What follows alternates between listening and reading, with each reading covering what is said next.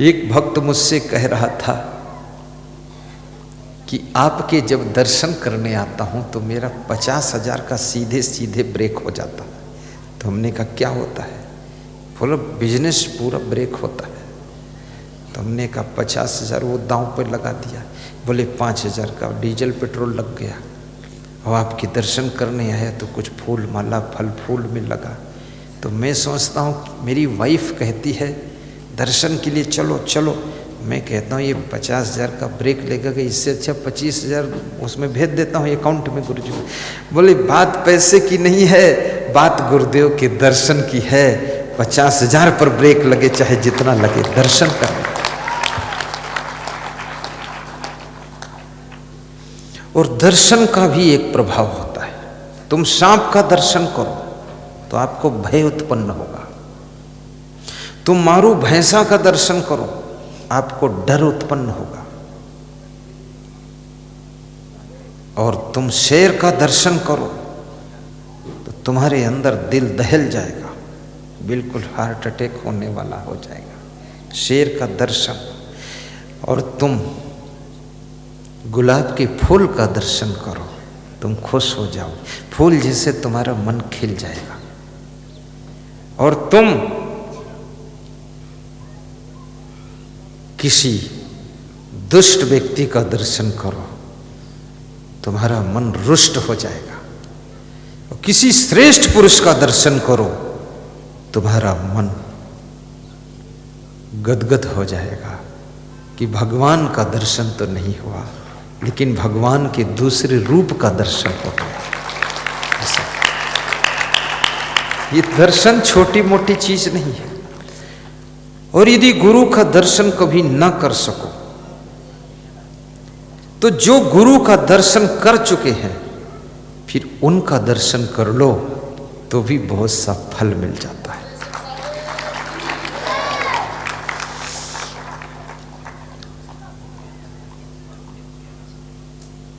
मेरी जन्मभूमि का एक साधु भक्तों के यहाँ घूमने के लिए गया। वो मेरे साथ तो रहता नहीं है, बहुत पहले से साधु है, बूढ़ा हो गया, 70 साल का हो गया। तो उत्तर प्रदेश में किसी इलाके में गया तो वहाँ जब उसको सफ़ेद कपड़ों में देखा उस गांव के लोगों ने, बोले बाबा आप सफ़ेद कपड़ा पहने हो, क्या असंग देव को जानते हो? तो बुजुर्ग महात्मा बोला, मेरी जन्मभूमि का महात्मा है, संतोष साहिब नाम है। बोला जानते हो? ऐसा आश्चर्य से पूछते हो? हाँ बाबा क्या उनको तुमने देखा है? बोले मैं उनको देखा हूँ, सच में देखा है, निकट से देखा है। बोले देखा क्या? उनको बचपन में गोद भी लिया हूँ। अरे बाबा तुम उनको गोद ले चुके हो? तो बोलो बाबा कैसे हैं वह, इतना अच्छा प्रवचन देते टीवी में, आपने देखा? उनके हाथ पांव छुआ है तुमने? साधु बन गए तब से देखा उनको? बोले साल में एक बार उनको देखने के लिए जाता हूँ, दर्शन करता हूँ, उनके पैर छूता हूँ, आरती करता हूँ। मैं 70 साल का हूँ, वो तो हमारे सामने बच्चे थे लेकिन बहुत महान है। तो वो भक्तों ने क्या किया? बोले मैंने कभी दर्शन नहीं किया, टीवी में फोटो देखा हूँ उनका। बाबा तुमने उनका दर्शन किया और हमने आपका दर्शन कर लिया, हम धन्य हो गए। बैठो बाबा हमारे यहाँ बैठो। बिठाया और उनको दूध पिलाया और फिर वस्त्रदान दिया और दक्षिणा दिया। जब वहाँ से विदा हुआ तो बहुत जगह चर्चा किया कि मेरे गांव का संत इतना महान हो गया जिसके नाम से मेरे को तो कोई इतनी दक्षिणा देता नहीं, प्रेम करता नहीं, लेकिन मेरा भी दर्शन किया और मुझे दक्षिणा भी दिया, सम्मान किया। वास्तव में वो संत अवतार ही लिया है। अवतार उसे कहते हैं जो तारने और तरने के लिए आता है, उसे अवतार कहते हैं। याद रखना मनुष्य के रूप में ही कि भगवत सत्ता तरने और तारने के लिए आती है। श्री कृष्ण से अर्जुन ने पूछा है, हे कृष्ण तुम कब अवतार लेते हो? कृष्ण बताओ। तो कृष्ण कहते हैं यदा यदा ही धर्मस्य ग्लानिर्भवति भारत अभ्युत्थानम् अधर्मस्य तदात्मानं सृजाम्यहम् परित्राणाय साधूनां विनाशाय च दुष्कृतां धर्म संस्थापनार्थाय संभवामि युगे युगे संभवामि युगे युगे। कृष्ण कहते हैं जब जब धर्म की हानि होती है, अधर्म बढ़ने लग जाता है, पुण्य घटने लग जाता है, लोग कर्तव्य से विचलित होने लग जाते हैं, तो धर्म की स्थापना करने के लिए मनुष्य के रूप में मेरा अवतार होता है। मनुष्य के रूप में बताया है। जब जब हो ही धर्म की हानि, मानस की चौपाई है, भाव समझना इसका। जब जब हो ही धर्म की हानि, आपके घर में भी जब धर्म की हानि होती है तो किसी बहू के रूप में, बेटी के रूप में, बेटे के रूप में, पोते के रूप में कोई अवतारी आत्मा आती है। जैसे हिरण्यकश्यप के घर में जब पाप बढ़ने लगा, बाप पाप करने लगा, ज्यादा पाप किया बाप ने, तो बेटा के रूप में, मनुष्य के रूप में बेटा बनकर कोई दिव्य आत्मा का जन्म हुआ और अपने माँ बाप को भी तार दिया, साथ में खुद भी तर गया। उस बेटे का नाम प्रहलाद था। आपके घर में कभी कभी नारी के रूप में, पत्नी का रूप लेकर के कोई दिव्य आत्मा आकर जन्म ले लेती है, पूरे परिवार को मोटिवेट करती है भक्ति की ओर, सत्संग की ओर, सबको तार देती है। कभी गृहस्थ के रूप में भगवान की शक्ति आती है, कभी संत के रूप में, कभी विरक्त के रूप में। जो धर्म की रक्षा करने का काम करता है, समझ लेना उसके अंदर भगवत सत्ता काम कर रही है। जब जब हो ही धर्म की हानि, कुछ ऐसी दुष्ट आत्मा पैदा होती है जो धर्म की हानि करती है, और उस हानि की भरपाई करने के लिए उस धर्म के नुकसान को सुधारने के लिए कुछ दिव्य आत्मा आती है। रावण के ही युग में राम का अवतार क्यों हुआ, सोचना पड़ेगा। कंस के युग में ही कृष्ण का अवतार क्यों हुआ? क्योंकि जब अधर्म करने वालों का जन्म होता है तो धर्म की रक्षा करने वालों का भी साथ साथ जन्म होता है।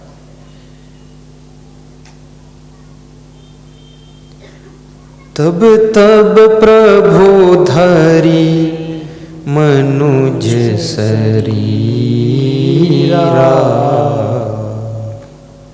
मीराबाई के राज घराने में, राणा के परिवार में अधर्म बढ़ रहा था, भक्ति का विरोध था, भजन नहीं गा सकते थे। उस घर में दिव्य विभूति लेकर मीराबाई का अवतार हो गया, उस पूरे घर को तारने के लिए। और मीराबाई के फैमिली के लोगों ने मीरा को जहर भी पिलाया, लेकिन मीराबाई भक्ति को जहर के डर से भी नहीं छोड़ती है। जहर पी लूंगी पर भक्ति का अमृत नहीं छोड़ूंगी। और मीराबाई ने राजमहल में भक्ति का फूल खिलाया। आजमेरता सिटी का यदि नाम है, राजस्थान की महिमा है, तो उसके पीछे कहीं न कहीं मीरा का भी बहुत बड़ा योगदान है, मीरा का भी योगदान है।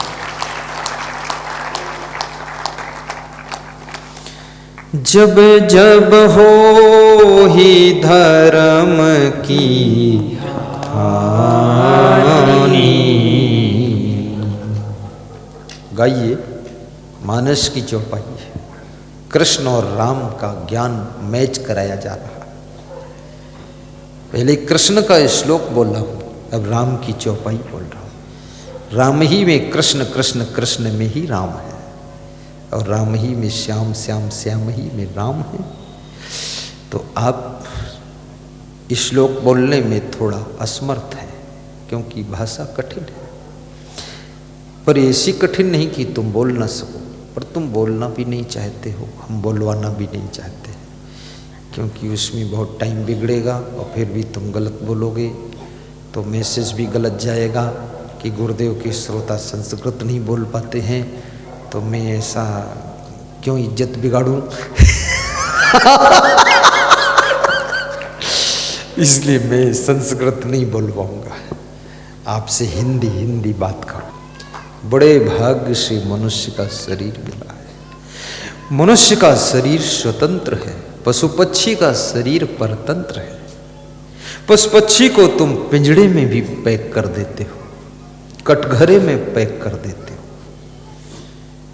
पशु पक्षी को तुम जंजीर से, रस्सी से भी बांध लेते हो, लेकिन मनुष्य अपनी इच्छा अनुसार कितना स्वतंत्र है। जब इसकी इच्छा हो तो सत्संग में बैठ जाता है, इच्छा होती तो ताश खेलने बैठ जाता है, और इसकी इच्छा होती तो घर छोड़कर जयपुर के लिए चल देता है कि गुरुदेव आए हैं, मैं जा रहा हूँ। माँ कहती तुम कहाँ जा रहे हो? बोले मैं जा रहा हूँ, गुरुदेव आए हैं। माँ बोलती मैं भी चलूँगी, बोले नहीं तुम नहीं, मैं जा रहा हूँ। वही बोलती बार बार क्यों जाते हो? 10 बार दर्शन कर लिया, फिर बार बार क्या? वही तो है। नहीं नहीं नहीं, मैं तो जा रहा हूँ। पागल हो क्या? तो पति कहता है इसमें कोई संदेह है क्या?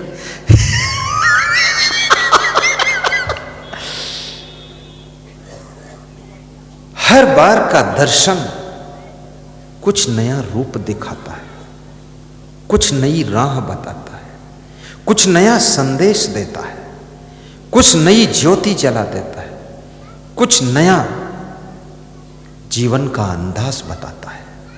इसलिए याद रखना, ये भी मत सोचना वही गुरु जी हैं, बार बार दर्शन क्या करूं। नहीं, हीरा को जिस पहलू से देखो कुछ नया रंग दिखता है, नया रूप दिखता है। ऐसे गुरु का हर पहलू, हर दर्शन कुछ नए अंदाज में दिखाई देता है।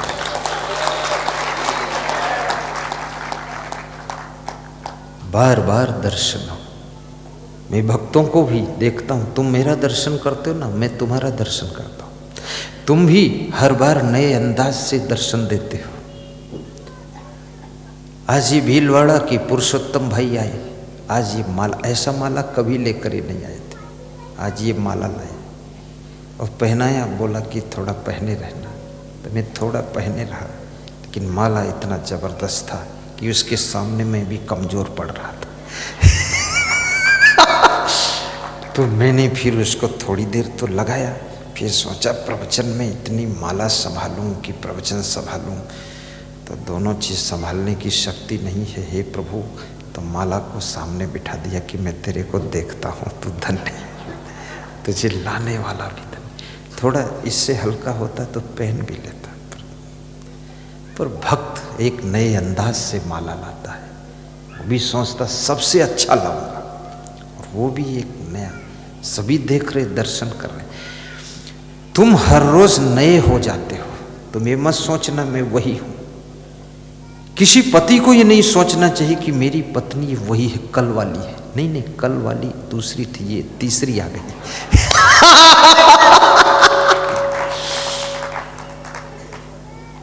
हर व्यक्ति रोज ताजा हो रहा है, रोज बदल रहा है, सुबह शाम बदल रहा है। इसलिए कितने लोग कहते हैं शुरू शुरू में मेरी पत्नी कोई जवाब नहीं देती थी, अब तो ऐसा जवाब देती कि मुझे जवाब देने ही नहीं देती, लाजवाब कर देती, क्योंकि वो बदल रही है। हाँ, जमाना बदल रहा है, पत्नी बदल रही, पति बदल रहा, मौसम बदल रहा, रंग बदल रहा, ढंग बदल रहा है, घर बदल रहा है, पेड़ पौधे बदल रहे हैं। तुम भी थोड़ा अपने आप को बदलो, चेंज करो। और कम प्रेम करते थे, अब थोड़ा ज़्यादा प्रेम करना शुरू करो। कम गम खाते थे, अब ज़्यादा गम खाना शुरू करो। थोड़ा कम हंसते थे, अब ज़्यादा हंसना शुरू करो। थोड़ा ज़्यादा खाते थे, अब कम खाना शुरू करो। कुछ तो बदल जाइए, आप भी चेंज हो जाइए। इस बदलते ज़माने में तू भी बदल, जरा मुड़े करके देखे तू अपनी तरफ। तू न बदला ये जीवन बदल जाएगा। मुस्कराते रहो, गुनगुनाते रहो, वक्त जीवन का यूं ही निकल जाए।